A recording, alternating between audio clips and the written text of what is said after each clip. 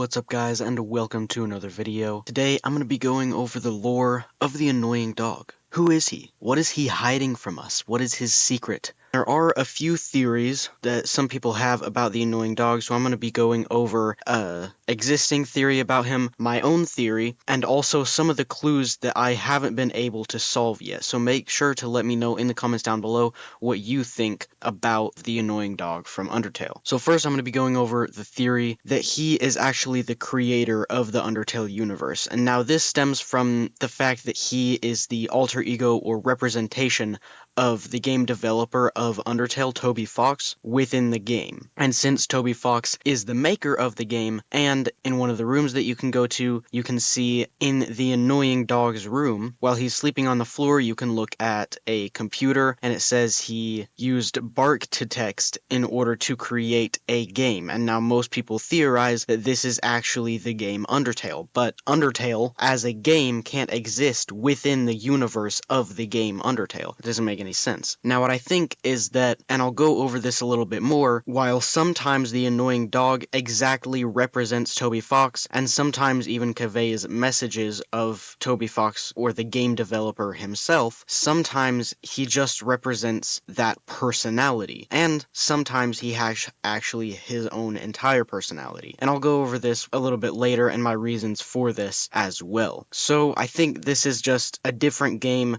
that the annoying dog has actually made within the Undertale universe. He didn't actually create the Undertale universe, while Toby Fox actually did. He is the alter ego or representation of Toby Fox, however he did not actually create the universe, since they're not the exact same person. So next I'm going to be going over the appearance of the annoying dog in a game that actually came out around 31 years before the release of Undertale, and that is Earthbound. Now this ties in with the Earthbound and Undertale timeline, so make sure to go check that out. It should be in the top right corner right here, or you can watch to the end and it will be included in the end screen. So anyway, if you go into the Onet drugstore, you'll actually find a dog known as Ruffini, a similar looking white dog known as Ruffini, and this is the line that he says to you. Woof woof, I'm Ruffini the dog. I'm being possessed by the spirit of the game designer. Ruff, do you see the window showing HP and PP at the bottom of the screen? When you go to a store that has equipable items, this window will either flash, look normal, or become black. If you're allowed to equip an item and it is stronger than your current item, the window will flash. If the item's power is equal to or less than your current equipped item, the window looks normal. And if you can't equip the item, the window is black. Ruff, I thought you'd like to know. Now, it's time to become a regular dog again. So this also ties in with the Nessus Sans theory, which was actually referenced by Toby Fox himself in a farewell tweet to MatPat right here shown on the screen. So the part I want to focus on right now is he says, now it's time to become a regular dog again, which is why I was saying sometimes he actually 100% represents the game developer. And now this dog has actually conveyed this message from the game designer. So that means he is being directly controlled by the game designer. However, he says now it's time to become a regular dog again. That means the conscience within the dog, as the game designer, has control over whether he's turning into that personality or his normal personality. And it seems that both personalities are aware of the other one. So now going back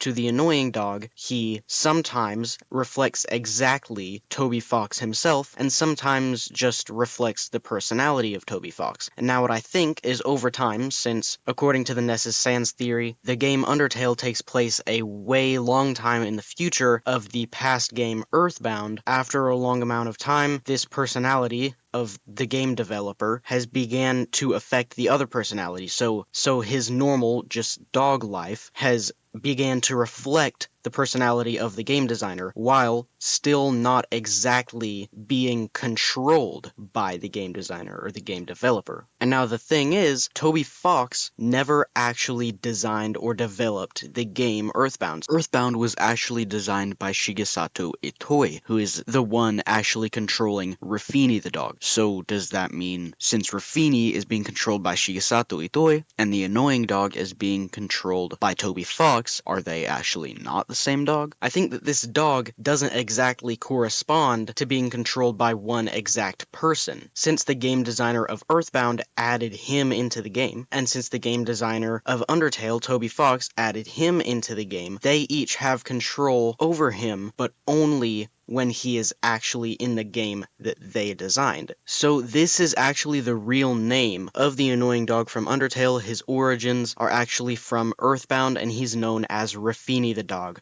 or in Japanese, the Itako dog. However, I believe that there's still something that he's trying to do. Throughout the game, you're actually able to find a bunch of different clues about what this dog is actually doing. Most of it is for comedic purposes, but I believe that all of these are actually hinting at something else about the dog that we haven't been able to find out. So first off, going back to the dog shrine where you can make dog nations, it seems he got one of the upgrades that you can get is a framed letter from the shrine certification committee, but it was rejecting the dog to have his shrine officially recognized. So it's one of the last ones that you can get, and if you come back later, you can see that everything no longer really works. All of the upgrades have been weathered and destroyed. So, his shrine for Dog Nations actually was shut down, and now I don't think that it was actually this dog that shut it down. I think he had further plans. He wanted more money, because most of this stuff was just for his personal interest, and some of it was actually to promote people to donate to him. I think that he still wanted more money for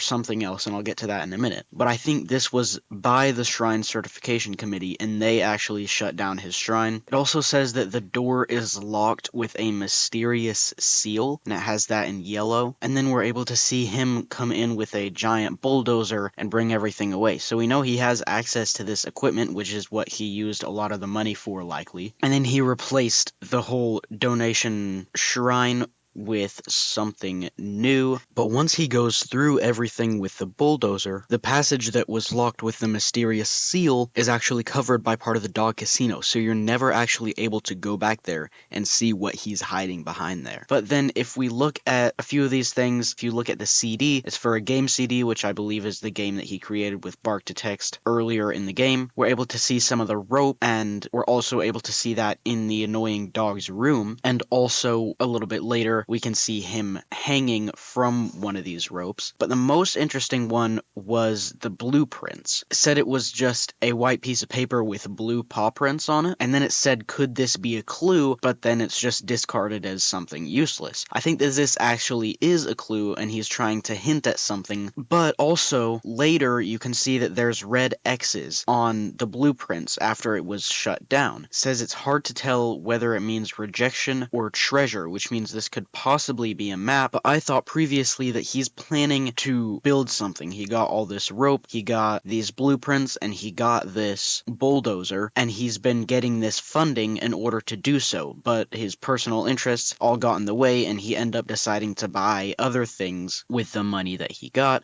and then he eventually got shut down. It also, if you go up to the rope, it says it seems the more they tried to tie things together, the more frayed everything became. I feel like that is a kind of a poetic sentence. It seems to mean something as well, I feel like, but once again, this is the part where it's just various clues that I haven't 100% solved, so be sure to let me know your ideas on all of this. And also, if you actually choose to fight him in his room, it says you can't fight him because the fabric he's sleeping on has too many holes in it, which seems like a weird reason to not be able to fight him. But then it says, upon closer examination, the holes in the fabric seem to be growing. I feel like this could possibly also be connected to the constant fraying of the ropes, since that's a similar thing, but it seems to be weird that you're able to see them growing just automatically by looking at that. It seems weird. And then there's a few puzzle pieces on his floor, and when you expect them, it says, finally,